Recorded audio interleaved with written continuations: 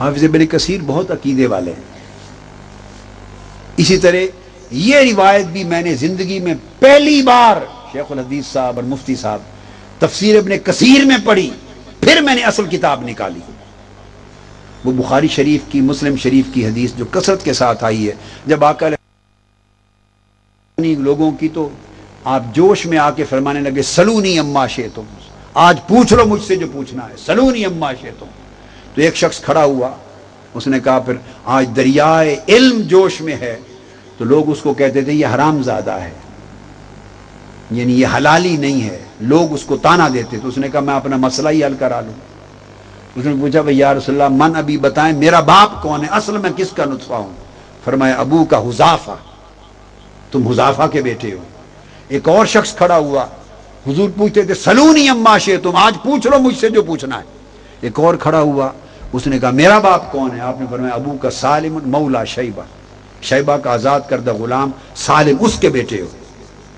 ایک کھڑا ہوا اور شخص، یا رسول اللہ بتا دیں میرا ٹھکانہ مرنے کے بعد کیا ہوگا؟ دوزخ جنت. فرمایا مقعدک فی النار، تیرا ٹھکانہ دوزخ ہوگا. منافق ہوگا نا کوئی. معروف حدیث ہے جو بخاری مسلم میں آئی ہے. اس پر بعض اہل علم یہ بحث کرتے ہیں اور یہ اس کا معنی بیان کرتے ہوئے انہیں یہ مغالطہ ہو جاتا ہے، وہ دور کر دوں. وہ سمجھتے ہیں کہ یہ سلونی اما شئتم سے مراد یہ تھا کہ احکام شریعت کے بارے میں جو پوچھنا ہے پوچھ لو. یہ حضور کے علم کی جو وسعت ہے اور اللہ پاک نے جو وسیع علم عطا کر کے بھیجا ہے وہ احکام شریعت کا ہے، علم آخرت ہے، علم شریعت ہے، علم احکام ہے. یہ ایک اختراع ہے، من گھڑت تصور ہے جو حدیث میں نہیں ہے معاذ اللہ، بلکہ حدیث پر الزام ہے. اس لیے کہ آگے دیکھیں کہ صحابہ نے سوال کیا کیے ہیں. اگر تو سوال کیے ہیں، شریعت کے مسئلے پوچھے ہیں، تو پھر تو یہ بات درست لگتی ہے.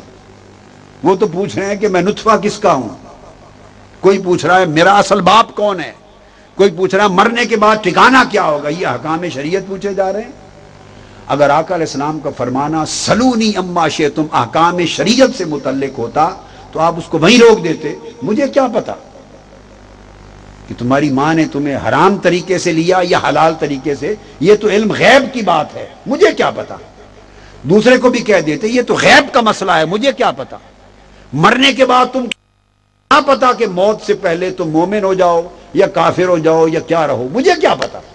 یہ تینوں سوال امور غیب سے متعلق تھے.